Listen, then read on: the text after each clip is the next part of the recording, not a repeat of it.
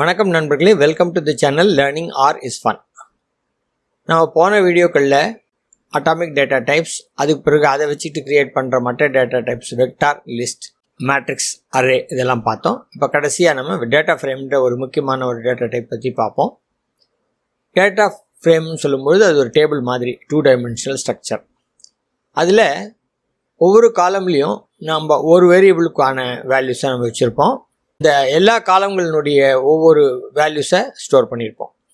அது ரோஸ் அப்சர்வேஷன்னு சொல்லுவாங்க, கேஸ்ன்னு சொல்லுவாங்க. காலம் நம்ம காலம்னு சொல்லலாம், இல்லை வேரியபிள்னு சொல்லலாம்.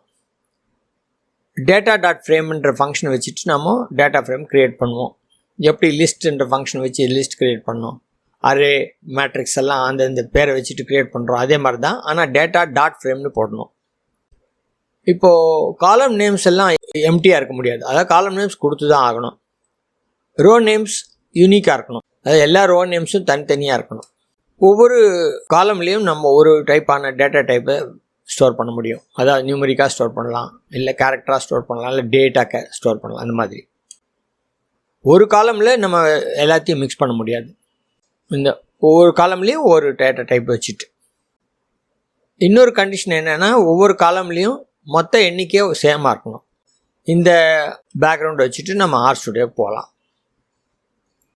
இன்றைக்கு செஷன் வேண்டிய கோடை நான் எடிட்டரில் லோட் பண்ணி வச்சுருக்கேன். இதில் 3வது ஸ்டேட்மெண்ட்லேருந்து ஸ்டார்ட் பண்ணுவோம். df1 அப்படின்றது டேட்டா ஃப்ரேம்னுடைய நேம் வேரியபிள் நம்ம க்ரியேட் பண்ணுறோம். அதுக்கு function data dot frame use பண்ண போகிறோம். அதில் பார்த்தீங்கன்னா 2 காலம் இருக்குது. முதல் காலமில் 1:4 கொடுத்துருக்கோம். அது வந்து ஒரு வெக்டர், 1 to 4 வேல்யூஸ், 4 வேல்யூஸ் கிடைக்கும். இன்னொரு வெக்டர் வந்து லெட்டர்ஸ் இண்டெக்ஸ் ஸ்கொயர் ப்ராக்கெட் போட்டு 1:4 போட்டால் first 4 letters ABCD 4 letter. So 1 2 3 4 ABCD. இந்த 2 காலம் டேட்டாவை நம்ம டேட்டா ஃப்ரேம்ன்ற ஃபங்க்ஷனுக்குள்ளே கொடுத்து df1ன்றதை க்ரியேட் பண்ண போகிறோம். ஆர் ஸ்டுடியோவில் நம்ம இந்த மாதிரி பொசிஷன் பண்ணும்போது கர்சரை உங்களுக்கு வேல்யூஸ் அந்த ஃபங்க்ஷன் ஹெல்ப் கிடைக்கும். இப்போ நம்ம df1 என்னன்னு பார்ப்போம். df1 க்ரியேட் பண்ணிட்டோம். இங்கே போயிட்டு நம்ம இங்கே கிளிக் பண்ணோன்னா உங்களுக்கு இந்த டீட்டெயில்ஸ் கிடைக்கும். x1.4 இன்டீஜர் 1 2 3 4 அதில் இருக்குது.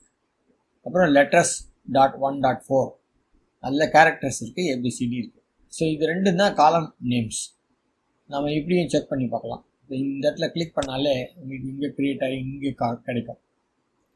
ஸோ பார்த்தீங்கன்னா x1.4 letters.1.4 இது 2ம் அதுவே க்ரியேட் பண்ணியிருக்கு. ரோ நேம்ஸை ஆரே க்ரியேட் பண்ணியிருக்கு, 1 2 3 4 யூனிக் நேம்ஸ். ஸோ நம்ம காலம் நேம்ஸ், ரோ நேம்ஸ் கொடுக்கலன்னா அதுவே க்ரியேட் பண்ணிடும் இந்த மாதிரி. இதே மாதிரி நம்ம df2 க்ரியேட் பண்ணுவோம். df2 க்ரியேட் பண்ணிட்டோம். இப்போ df1 என்னன்னு நம்ம கன்சோலில் பார்ப்போம். கன்சோலில் நம்ம df1 கண்ட்ரோல் என்டர் போட்டாக்கா df1 இங்கே வந்துடும். அந்த df1ல் பார்த்தீங்கன்னா x1.4 அதே மாதிரி தான், x1.4 1 2 3 4 இங்கே கிடைக்குது. டேட்டா ஃப்ரேம் ஃபார்மேட்டில் உங்களுக்கு டிஸ்பிளே ஆகுது. அதே மாதிரி df2 என்னன்னு பார்ப்போம். df2 டிஸ்பிளே ஆகுது. இப்போ நம்ம நேம்ஸ் என்ன இருக்குது அப்படின்றத பார்ப்போம். நேம்ஸ் இங்கே x5 0.8ன்னு இருக்குது, letters.5.8ன்னு இருக்குது இல்லைங்களா, இதுதான் நேம்ஸ். காலம் நேம்ஸ் தான் நேம்ஸ்ன்னு குறிப்பாக சொல்லுவாங்க. இப்போ நேம்ஸ் ஆஃப் df1 என்னன்னு பார்த்தோம்னா இந்த நேம்ஸ் தான். x1.4 × 1 2 3 4 இங்கே இருப்பாங்க. x1.4 letters 1.4 இதுதான் நேம்ஸ். அந்த நேம்ஸே உங்களுக்கு கிடைக்குது. இந்த மாதிரி நேம்ஸ்ன்னு ஃபங்க்ஷன் போட்டு நம்ம எக்ஸ்ட்ராக்ட் பண்ணுறோம். அந்த டேட்டா ஃப்ரேம்குள்ளே நேம்ஸை எக்ஸ்ட்ராக்ட் பண்ணுறோம். நம்ம செட் பண்ணோன்னாலும் இதே ஃபங்க்ஷன் யூஸ் பண்ணிவிட்டு இங்கே அசைன்மெண்ட் சிம்பிள் போட்டு நம்ம செட் பண்ணலாம். அதையும் நம்ம பார்ப்போம். இப்போ ரோ நேம்ஸ்ன்னு பார்ப்போம். ரோ டாட் நேம்ஸ் இந்த ஃபங்க்ஷன் யூஸ் பண்ணி df1 போட்டோம்னா ரோ நேம்ஸ் என்னன்னு கிடைக்கும். அதெல்லாம் காலமாக தான், கேரக்டராக தான் கிடைக்கும். 1 2 3 4. Col dot names, row dot names மாதிரி கால் டாட் நேம்ஸ் இருக்கான்னு கேட்டால் இல்லை, அது ஒர்க் பண்ணாது. ஏன்னா அது வேறு இடத்துல யூஸ் ஆகுது, அதனால் இந்த நேம் யூஸ் ஆகாது. கால் நேம்ஸ்னு வேணால் கொடுக்கலாம். நீங்கள் கால் நேம்ஸ்னு கொடுத்தீங்கன்னா அதே தான் கிடைக்கும். ஸோ நேம்ஸ்ன்னு சொன்னாலே உங்களுக்கு காலம் நேம்ஸ் தான் அர்த்தம். கால் நேம்ஸும் குறிப்பாக சொல்லணுன்னா சொல்லலாம். ஓகே, நம்ம என்ன பண்ணுவோம், இந்த நேம்ஸ் df1ல் ஆறாக குறிப்பிட்ட அந்த நேம்ஸை மாற்றி நாம் என்ன பண்ணுவோம், புது நேம்ஸ் கொடுப்போம். S number, serial number, category அப்படின்னு 2 நேம்ஸ் கொடுப்போம். இந்த 2 நேம்ஸையும் கன்காட்டினேஷன் ஃபங்க்ஷன் யூஸ் பண்ணி அதை நம்ம அசைன்மெண்ட் சிம்பிள் யூஸ் பண்ணி நேம்ஸ் df1ல் கொடுப்போம். அசைன் பண்ணிட்டோம். இப்போ இங்கே அசைன் பண்ணியாச்சு. இப்போ df1ல் மாறி இருக்கான்றதை நம்ம df1 எழுதி செக் பண்ணி பார்க்கலாம். ஆமாம், மாறி இருக்கு. காலம் நேம்ஸ் 2 மாறி இருக்கு. இப்போ நம்ம நேம்ஸ் என்ன ஆஃப் df1ன்னு கேட்டிங்கன்னா கரெக்டாக நம்ம என்ன நேம்ஸ் கொடுத்தோமோ அந்த நேம்ஸ் கிடச்சிருக்கு. ஓகே, இப்போ அடுத்து என்ன பண்ணுவோம், ஒரு டேட்டா ஃப்ரேம் க்ரியேட் பண்ணுவோம். அதை வெக்டர்ஸை யூஸ் பண்ணி க்ரியேட் பண்ணுவோம். இங்கே என்ன பண்ணோம், காலம் டேட்டாவை டைரெக்டாக கொடுத்துட்டோம். இது முதல் காலம் டேட்டா, ரெண்டாவது காலம் டேட்டான்னு கொடுத்துட்டோம். அப்படி கொடுக்காம அது வெக்டரில் எழுதி அந்த வெக்டரை வந்து கொடுத்து பார்ப்போம். இப்போ v1 அப்படின்னு ஒரு வெக்டர், அது 1 colon 5. அப்போ இன்டிஜர் வெக்டர் க்ரியேட் ஆகும். 1 to 5 வேல்யூஸ் இருக்கும். அதில் v2ல் என்ன இருக்கும், நம்ம very high, high, medium, low, very low அப்படின்னு 5 கேரக்டரிஸ்டிக்ஸை கொடுத்துருக்கோம். அதே மாதிரி கேரக்டரிஸ்டிக்ஸ் எல்லாம் கொட்டேஷனில் கொடுக்கணும், டபுள் கோட்டில் கொடுக்கணும் அல்ல சிங்கிள் கோட்டில் கொடுக்கலாம். v3 true true, false false false, இதெல்லாம் 5 லாஜிக்கல் வேல்யூஸ் கொடுத்துருக்கோம். ஸோ ஒரு காலமில் லாஜிக்கல் வேல்யூஸ், ஒரு காலமில் கேரக்டரிஸ்டிக்ஸ், இன்னொரு காலமில் இன்டிஜர் வெக்டார்ஸ். இப்போ இந்த 3 காலமையும் டேட்டா டாட் ஃப்ரேம்குள்ளே கொடுத்துருவோம். ஸோ டேட்டா வந்து ஃபஸ்ட் காலம், செகண்ட் காலம், தேர்ட் காலம், நேம்ஸ் வந்து v1 v2 v3 இது கொடுத்துட்டோம். இப்போ df3 கிரியேட் பண்ணுன்னு சொல்கிறோம். இப்போ இதெல்லாம் நம்ம எக்ஸிக்யூட் பண்ணலாம். v1 v2 v3 3 கிரியேட் ஆகிடுச்சு. df3 கிரியேட் பண்ணுறோம். நார்மலாக என்விரான்மெண்ட்டில் பார்த்தீங்கன்னா டேட்டா ஃப்ரேம் அந்த மாதிரி டேட்டான்னு போட்டு தனி ஹெட்டிங்கில் காட்டும், வெக்டர்லாம் தனியாக கீழே காட்டும். இப்போ df3 5 அப்சர்வேஷன் 3 வேரியபிள்னு காட்டுது. 3 வேரியபிள் என்ன, v1 v2 v3. 5 அப்சர்வேஷன் ஏன், இங்கேயும் 5 அப்சர்வேஷன் கொடுத்துருக்கோம், இங்கேயும் 5 வேல்யூஸ் கொடுத்துருக்கோம், இங்கேயும் 5 வேல்யூஸ் கொடுத்துருக்கோம். அதனால் 5 அப்சர்வேஷன் இருக்குது, 5 ரோஸ் இருக்குது. இப்போ df3 என்னன்னு நம்ம கன்சோலில் பார்ப்போம். பார்த்தீங்கன்னா 5 ரோஸ் இருக்குது. ரோ நேம்ஸ் எல்லாம் 1 2 3 4 5 அது கொடுத்துருக்கு. Character vectors, basically characters. v1 v2 v3 காலம் நேம்ஸும் நமக்கு கிடச்சிருக்கு. இப்போது நேம்ஸ் ஆஃப் df3 என்னன்னு நம்ம கேட்போம். அதே தான், நம்ம v1 v2 v3 கொடுத்தா வந்திருக்கு. இப்போது நம்ம என்ன பண்ணோம், v1 v2 v3 பதில் வேல்யூஸ் கேட்டகரி செலக்டட் அப்படின்னு 3 வேல்யூஸை நம்ம அசைன் பண்ணலாம். இப்போது df3 என்னன்னு நம்ம பார்க்கலாம். இங்கே கிளிக் பண்ணி பார்க்கலாம். பார்த்தீங்கன்னா வேல்யூஸ் கேட்டகரி செலக்டட் வந்துருச்சு. ஸோ நம்ம கொடுத்த நேம்ஸ் எல்லாம் அதில் அசைன் ஆயிடுச்சு. இப்போது என்ன பண்ணுவோம், ஒரு புதிய காலம் ஆட் பண்ணுவோம். குவான்டிட்டின்னு ஒரு புதிய காலம். அந்த ஒவ்வொரு காலம்லேயும் சேம் நம்பர் ஆஃப் வேல்யூஸ் இருக்கனால 5 வேல்யூ கொடுக்கணும். ஸோ அந்த 5 வேல்யூ கொடுத்துருக்கோம். 12 23 அது மாதிரி. இந்த குவான்டிட்டின்ற காலம் இருக்கிற மாதிரி நினச்சிக்கிட்டு df3 டாலர் குவான்டிட்டின்னு எழுதுனா அந்த df3 இல்லை வெக்டரில் டேட்டா ஃப்ரேமில் இந்த குவான்டிட்டின்ற காலம் இருக்கான்னு ஆர் பார்க்கும். இருந்தால் அந்த வேல்யூஸ் எடுத்துகிட்டு அடுத்த வேல்யூயை பார்க்கும். இப்போ அந்த மாதிரி குவான்டிட்டின்ற நேமில் காலம் இல்லாததுனால இந்த ரைட் ஹேண்ட் சைடில் உள்ள வேல்யூஸை போட்டு அது க்ரியேட் பண்ணும். இப்போ அதுதான் இப்போ நம்ம செய்ய போகிறோம். ஸோ ஒரு புதிய காலம் க்ரியேட் பண்ணோன்னா அந்த நேம் எழுதிட்டு இந்த அந்த ஒரு மெம்பர் df3னுடைய மெம்பராக அதை எழுதி இதை பண்ணிட்டா போதும். இப்போ df3 என்ன நம்ம திரும்பி பார்க்கலாம். பார்த்தா அங்கே குவான்டிட்டி வந்துருச்சு. வேல்யூஸ் கேட்டகரி செலக்டட் குவான்டிட்டி 4 காலம் இருக்கு. So 4 variable 5 observation. ஓகே, இப்போ என்ன பண்ணுவோம், தேர்ட் காலம்னா டெலீட் பண்ணுவோம். தேர்ட் காலம்னா எது இல்லை, 1 2 3 செலக்டட், இந்த காலம் தான் இது தேர்ட் காலம். ஸோ தேர்ட் காலம் டிலீட் பண்ணணுன்னா எப்படி பண்ணணும், df3 போட்டு இண்டெக்ஸ் போட்டு ஸ்கொயர் ப்ராக்கெட்டில் ஆல் ரோஸ் எக்ஸப்ட் தேர்ட் காலம்ன்றதுக்கு -3 போடணும். இந்த கமா கொடுத்தோன்னா ஆல் ரோஸ்னு அர்த்தம். ஆல் ரோஸ் பட் -3 அதுதான் எனக்கு வேணும்னு சொல்கிறோம். அதாவது df3ல் எனக்கு எல்லா ரோஸும் வேணும், ஆனால் காலம் 3 மட்டும் வேண்டாம், இதுதான் சொல்கிறோம். அப்படி கிடைக்கிறத df4ல் ஸ்டோர் பண்ணுன்னு சொல்கிறோம். என்டர் பண்ணியாச்சு.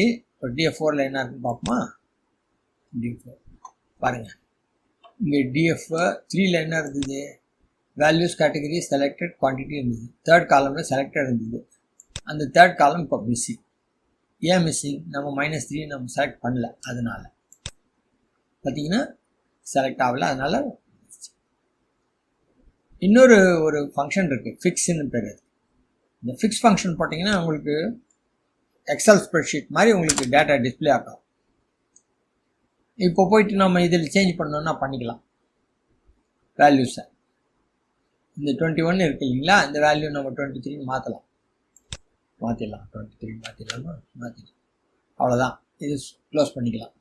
சேவ் எல்லாம் வேண்டாம், க்ளோஸ் பண்ணால் போதும். இப்போ நம்ம என்ன பண்ணுவோம், DF4ல் ஃபஸ்ட் ரோவில் third column, first row third column இந்த டேட்டா வேணும்னு கேட்போம்.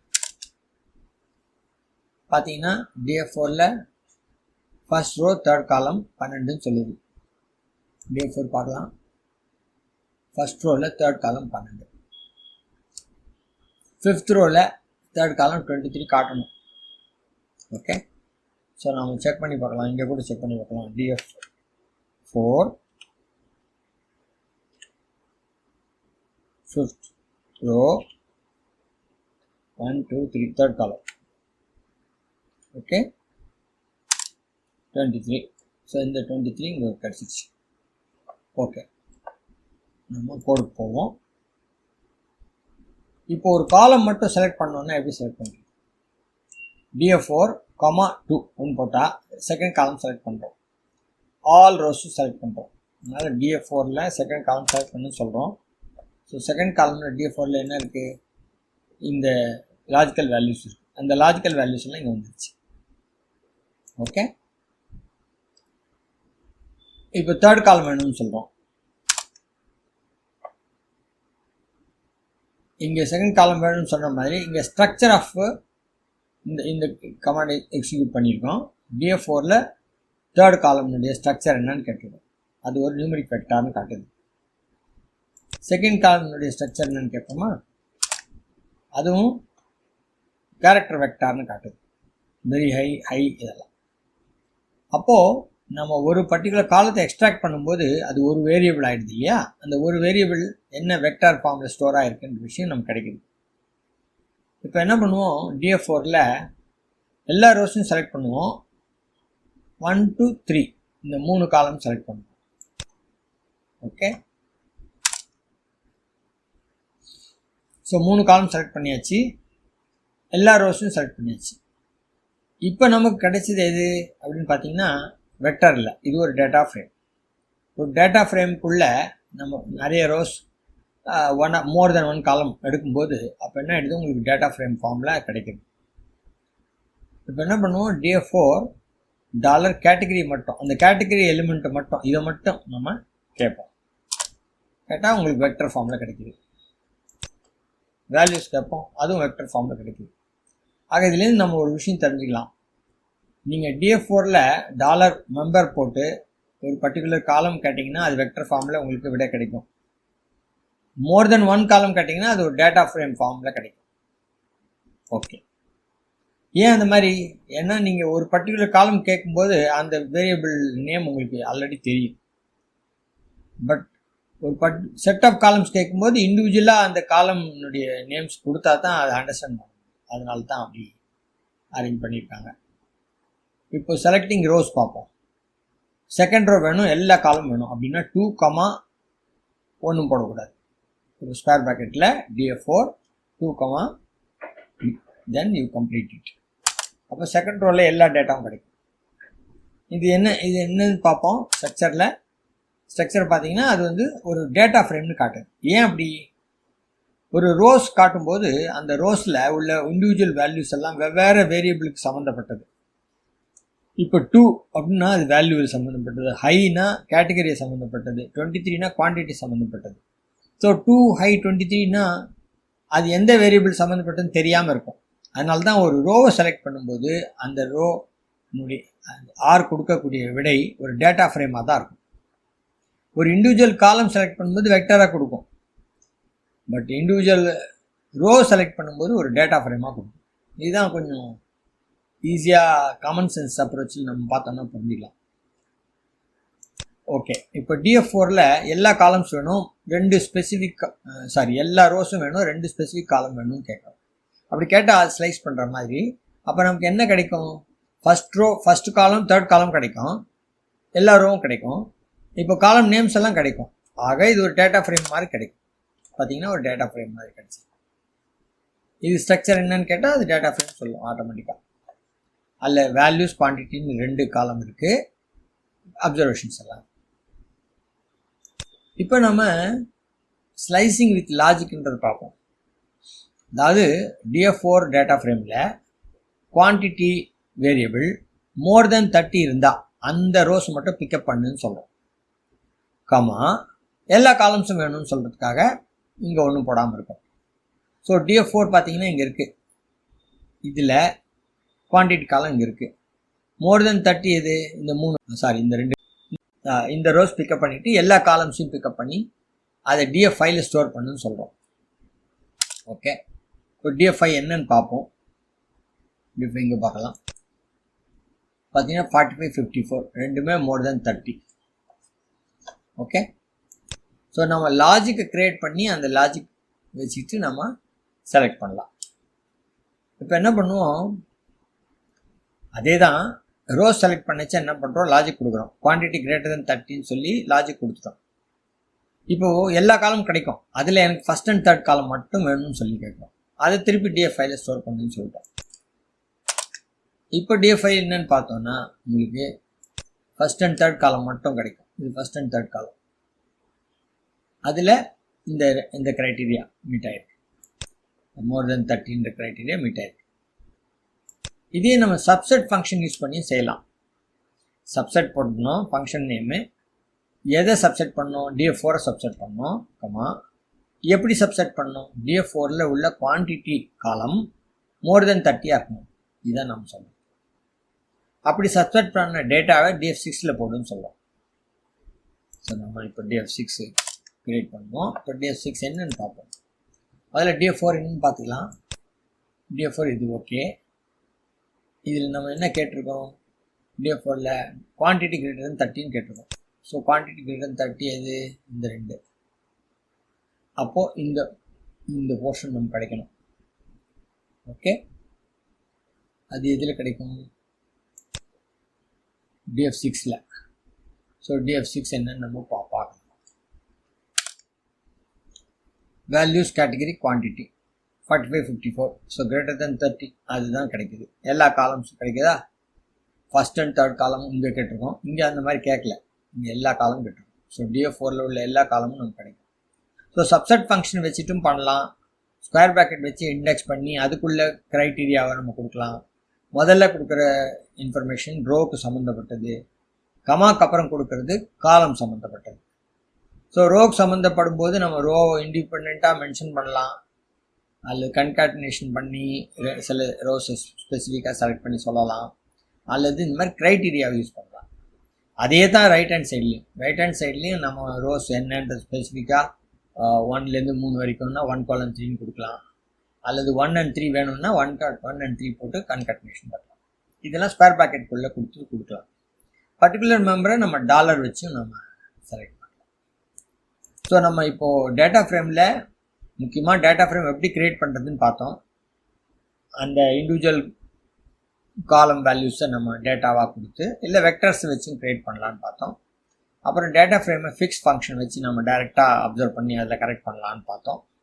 இண்டிபெண்ட்டாக அதில் உள்ள வேல்யூஸ் எல்லாம் நம்ம எப்படி செலக்ட் பண்ணுறது அப்படின்னு ஸ்கொயர் ப்ராக்கெட் வச்சுட்டு இல்லைன்னா க்ரைட்டீரியா யூஸ் பண்ணி லாஜிக் யூஸ் பண்ணி. ஸோ நம்ம இந்த வீடியோவில் டேட்டா ஃப்ரேம் பற்றி இம்பார்ட்டண்ட்டாக கற்றுக்கிட்டோம். ஆனால் டேட்டா ஃப்ரேம் தான் முக்கியமான ஒரு டேட்டா டைப், அதை நம்ம பல விதத்துலேயும் பயன்படுத்த போகிறோம். இன்னும் சில விஷயங்கள் நம்ம பேஸ் ஆரில் தெரிஞ்சுக்கிட்ட உடனே தான் நம்ம டேட்டா சயின்ஸ்குள்ளே போக முடியும். அப்படி ஒரு இம்பார்ட்டண்ட் டாபிக் தான் ஃபங்க்ஷன்ஸ். நம்ம ஃபங்க்ஷன்ஸ் ஆல்ரெடி யூஸ் பண்ணிட்டு தான் இருக்கோம். இப்போ கன்காட்டினேஷன் ஃபங்க்ஷன், சப்செட் ஃபங்க்ஷன் இதெல்லாம் யூஸ் பண்ணிட்டு இருக்கோம், ஸ்ட்ரக்சர் ஃபங்க்ஷன். பட் ஃபங்க்ஷன் போது சொல்லும்போது உள்ளுக்குள்ளே என்ன நடக்குது, ப்ளஸ் ஃபங்க்ஷன்ஸ் ஆல்ரெடி பில்டின் ஆரில் என்னென்னு வேறு ஃபங்க்ஷன்ஸ் இருக்குது, இதை பற்றி எல்லாம் தெரிஞ்சுக்கிறதுக்காக நம்ம அடுத்த செஷனுக்கு போவோம். அதுவரை இந்த வீடியோ பார்த்ததுக்கு நன்றி. அடுத்த வீடியோவில் சந்திக்கும் வரை வணக்கம்.